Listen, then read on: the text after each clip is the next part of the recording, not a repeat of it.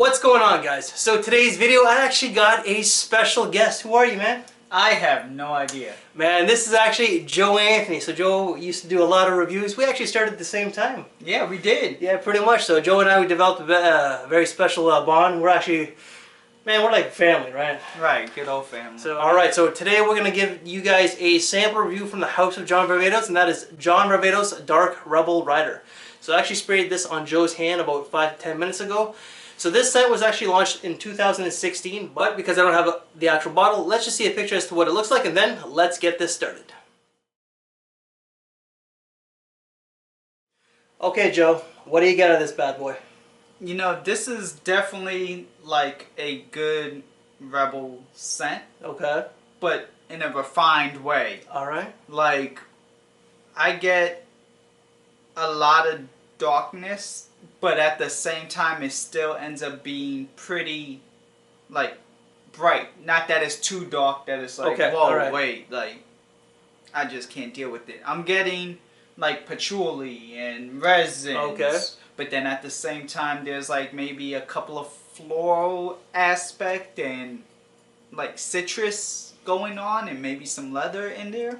So, alright, so you want to hear the notes? Sure. Alright, so the top notes of this bad boy is bitter orange, aldehydes, something called marjoram, never heard of that one, saffron, and something called hyssop, not sure.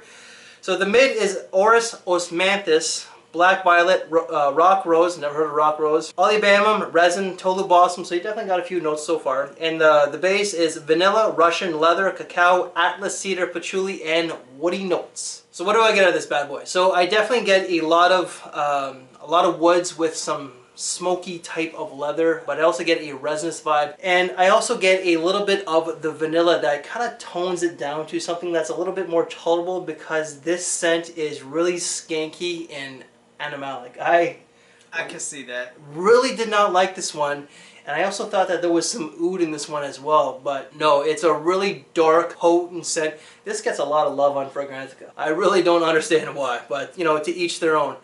What would you use this scent for? I would use this scent, not necessarily a night out like with the guys, but if I'm at a night out with myself, maybe on a romantic date if I've been with a woman, you know, a good amount of time, we've already been established. Okay, I wouldn't spring this on her. All right.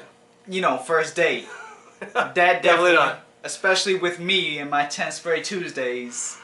You know, 10 spray every day. What are you wearing? Rose 31. It actually kind of goes well because there's a lot of the notes that are in the I could smell both, and you're kind of turning me off right now. You're kind of repulsing me. So is there anything else that you would use this scent for? Not work. No, it's a little bit too dark. And I do a lot of stuff for work, but I wouldn't do this. Yeah, really just like nights out, maybe a date, not even like formal occasions. I think it's a pretty casual scent. Night out, maybe just, like as you stated, maybe with someone that you're more established with. This is definitely going to turn them off because it is too dark and it's loud. It is an adventurous scent. It is bold. You know, when I picture this scent, I really picture, like, you know, they did a great job with the marketing. You know, I pictured like a leather jacket, a motorcycle, a bad boy. You know, this is a bit of a bad boy scent. Seasons, what would you use this one for? Fall, winter. Yeah. Maybe a cool spring night. A lot of John Varvatos fragrances, they do get a lot of flack for the longevity and performance, but a lot of the darker ones that I've experienced, whether it was the vintage, the original John Varvatos, I always get pretty decent longevity. And this one was actually 8 to 9 hours, and projection was maybe an hour and a half. Thankfully, just because for me it was a very challenging scent. Thoughts on this one? So a lot of people at work didn't like it, except for a few people who really like the dark, loud fragrances. But the fiance really, no.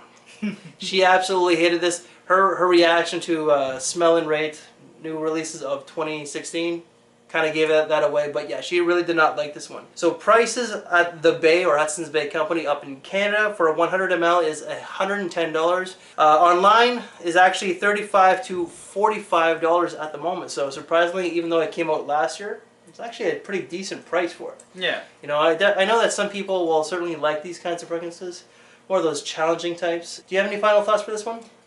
I like this one. Okay. I'd like it more when it hits that discount price. I do like this one.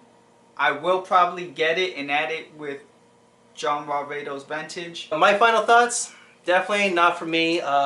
There is quality to this one. Some people will absolutely love this one, but me, I absolutely hated it whatsoever. It was too animalic, too bold, too daring, too dark. So that's it. Hey, thank you. All right, so we got actually Joe's and I take on John Varvatos' Dark Rebel Rider. Joe, thank you very much. Thank you.